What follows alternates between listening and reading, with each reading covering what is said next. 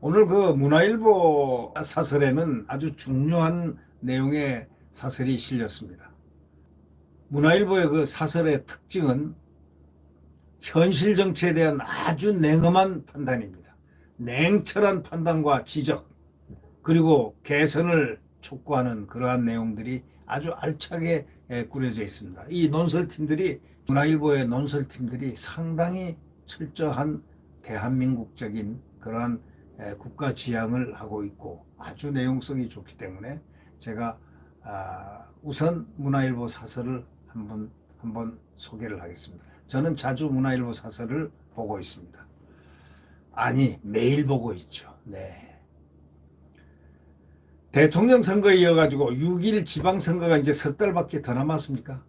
17명의 광역단체장과 같은 수의 교육감, 226명의 시장, 군수, 구청장 비롯해서 광역기초의회 의원들을 전부 선출하는 선거가 다가오고 있죠. 이미 수만 명이 뛰고 있습니다. 그런데 심판이어야 할 선거관리위원회가 문재인 정권의 선수로 뛴다는 불만이 갈수록 커지고 있습니다.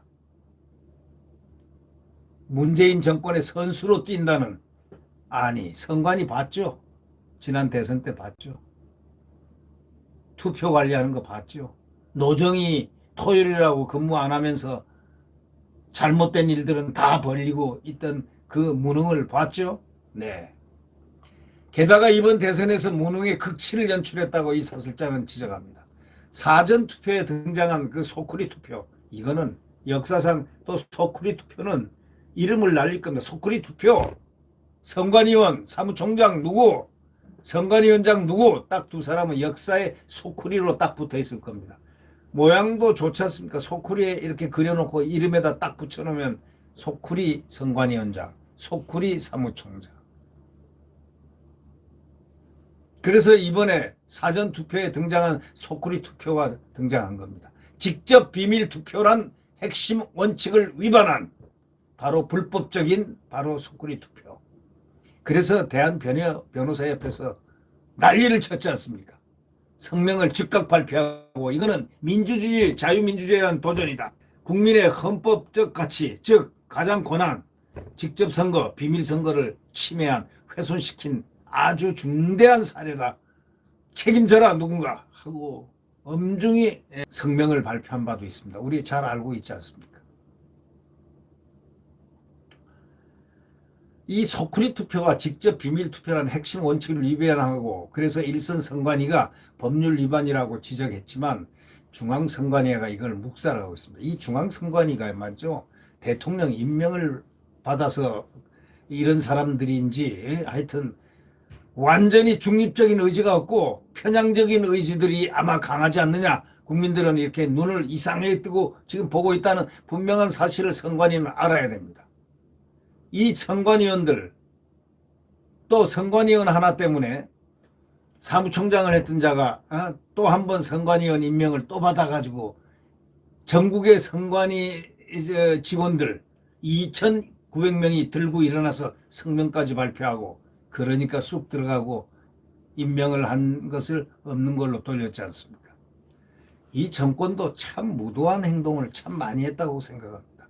어떻게 선관위의 사무총장을 했던 사람을 다시 선관위원으로 그렇게 임명하는 법이 어디 있습니까? 이번 대선에서 무능의 극치를 연출한 이 정말 사전투표에서 등장한 소쿠리 투표, 직접 비밀 투표라는 핵심 원칙을 완전히 위반했습니다. 일선의 선관위가 법률 위반이다 하고 지적을 했는데도 불구하고 중앙선관위가 이를 깔아뭉갭니다.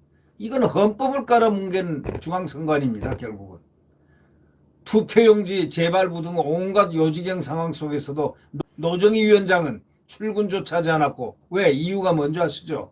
토요일이기 때문에 나도 놀아야 되겠다, 이거였습니다. 토요일이기 때문에 출근 안 했다.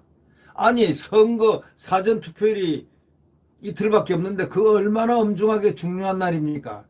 그날이 오히려 대목날 아닙니까? 속된 말로 대목날인데 거기에 마땅히 수장이 나와 있어야 되는데 토요일이라 내가 논다고 못 나갔다는 그런 형식을 밟았다는 것, 이거는 상당히 구차할 뿐더러 창피하고 부끄러운, 국민에게 부끄러운 일이고 역사에 부끄러운 일입니다. 공직자가 그 정도의 헌신이라든가 또는 그 토요일 날 일을 하면은, 그 주요한 일을 하면 그 주무 수장이 당연히 나와 출근을 해서 감독을 하고 해야 되는데 이걸 하지 않았다는 것. 이 정권의 선관위가 보여준 것은 또 다른 데도 적용이 될 수도 있겠죠. 네. 투표용지 재발부, 뭐 온갖 요지경 상황.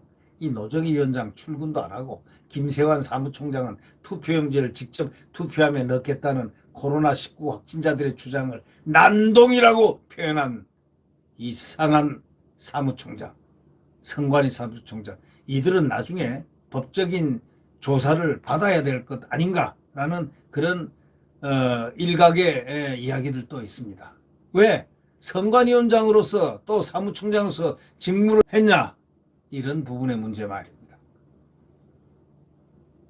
어떻게 해서 직접 투표함에 내 투표권을 넣겠다는 코로나19 확진자들의 그 주장을 난동이라고 할 수 있습니까?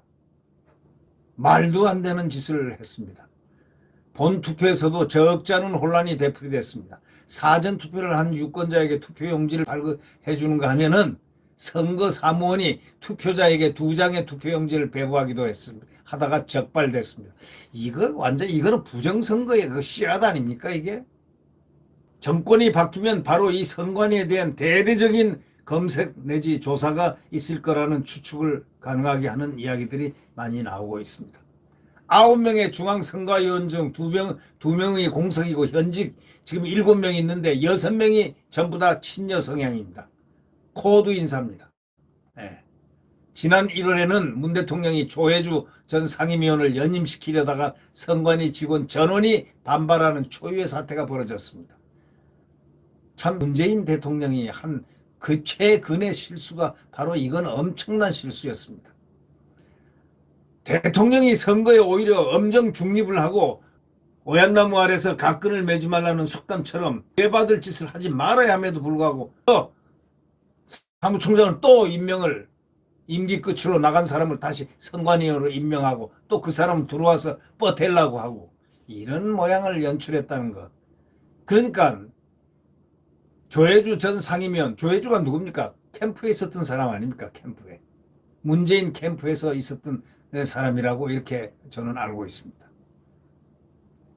이 조혜주 전 상임위원을 연임시키려다가 선관위의 직원 전원이 반발하는 초유의 사태가 벌어지기도 했다는 겁니다.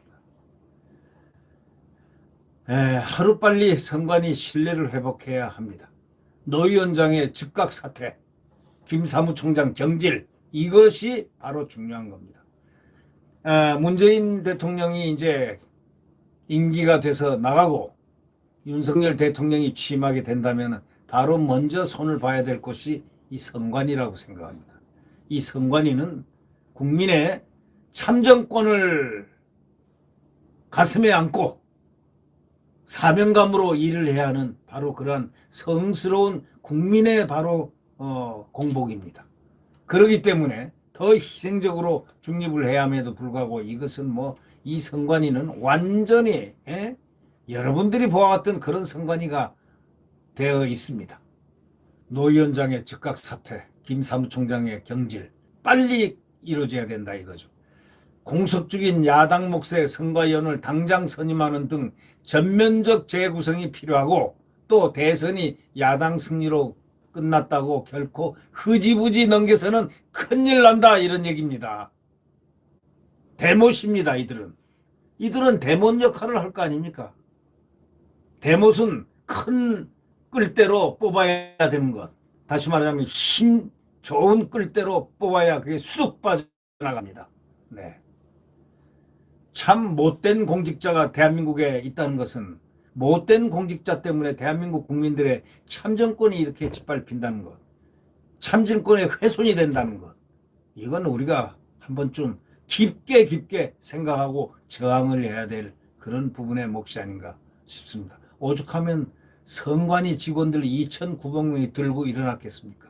대통령이 임명한 조혜주에 대해서 안 된다 하고 반발하고 한 이것은 또한 역사에 남을 훌륭한 오히려 선관위 직원들이 전국의 직원들이 더 훌륭한 선거 관리의 중립적 관점을 소유하고 있다는 것 천만다행이라고 생각합니다.